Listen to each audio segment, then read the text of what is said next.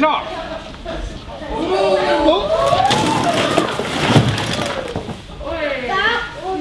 Det var den byen. Men är vi igång då? Nej, vi är igång.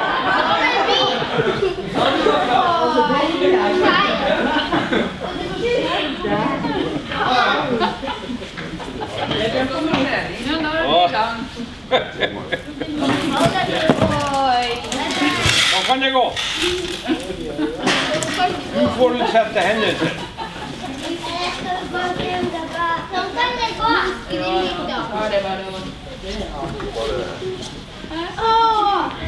Ja, det är inte så nöjd.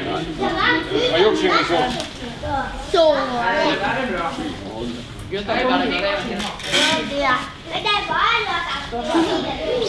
Ja, da skal jeg få ønske dere velkommen til riving av årets pepperkakeby. Som har stått der. Vi har jo fått inn 21 bidrag. Og de blir finere og finere for hvert år. Ikke tvil om det. En av intensjonene med det her, det var jo flere, men blant annet var det å fylle det tomme lokaler i sin tid. Så viser det seg jo at lokalene begynner å bli fylt opp. Så det er litt usikkert med neste års pepperkakeby. Vi har jo liksom nådd et av målene. Man har fått aktivitet i Storgata og fylt opp, så det er bra. Og det er jo, men det er jo også det at det er jo et trivelig innslag for dem som lager pepperkakehus i mørsketida og i desember. Så vi får se hva vi finner på til neste år. I den forbindelse så har jeg jo også som fungerende borgermester bestemt at jeg ikke skal gå av. Jeg har sett jeg bli kastet. Så vi er vel ikke ny borgermester i år, for vi avventer litt med det at det er litt usikkerhet om vi får lokaler til neste år. Så vi kommer tilbake til det. Som sagt så er det 21 bidrag. Vi har vel et opplegg hvor vi trekker ut 3 av bidragene som får et gavekort på 200 kroner.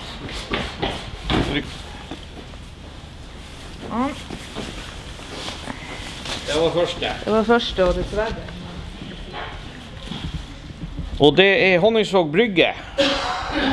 Og det er Marte B. Valgren og Eli Nilsen. Kan du gi meg en sånn? Jeg kan gi deg en sånn. Ja, takk skal du ha. Jeg begynner å bli god å trekke nå. Ja. Andre gavekort å få i jul.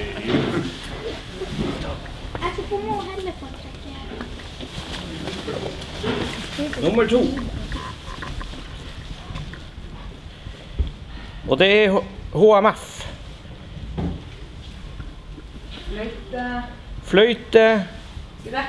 Fløyterekka hos HMF, ja. Ja, sånn, det står, ja. Det er Ja, Hege Nordang, ja. Og så den siste.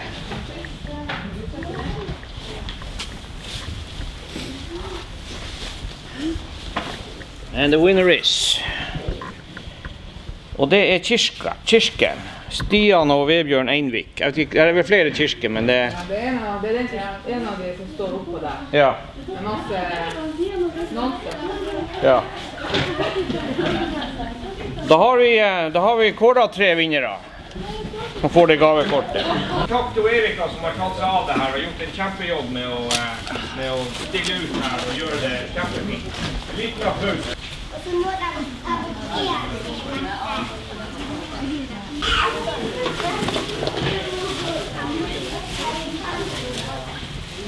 Og banken og storhånda.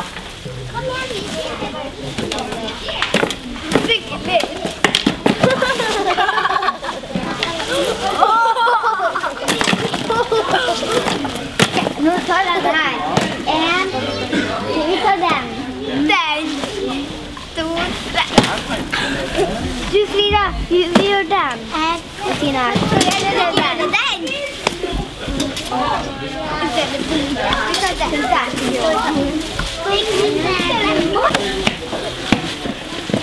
Skal vi knuse båten? Jeg knuser. Skal vi knuse båten? Ja. Men man skal trekk. Jeg tenker nok. Å, kom igjen. der. Fort. Fort. Må du slå deg? Må du også gjøre det sånn? Ja, det. Opp. Sånn, ja. Litt vanskelig.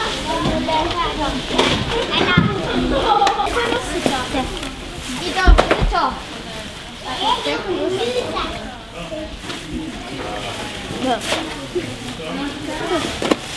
Den. Den. Ja.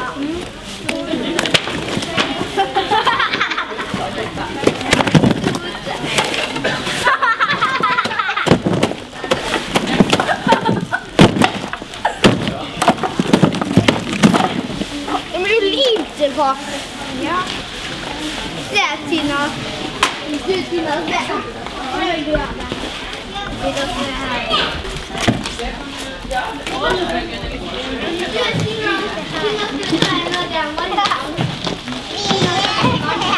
Jeg tar den. Og den. Og det. Se på den her.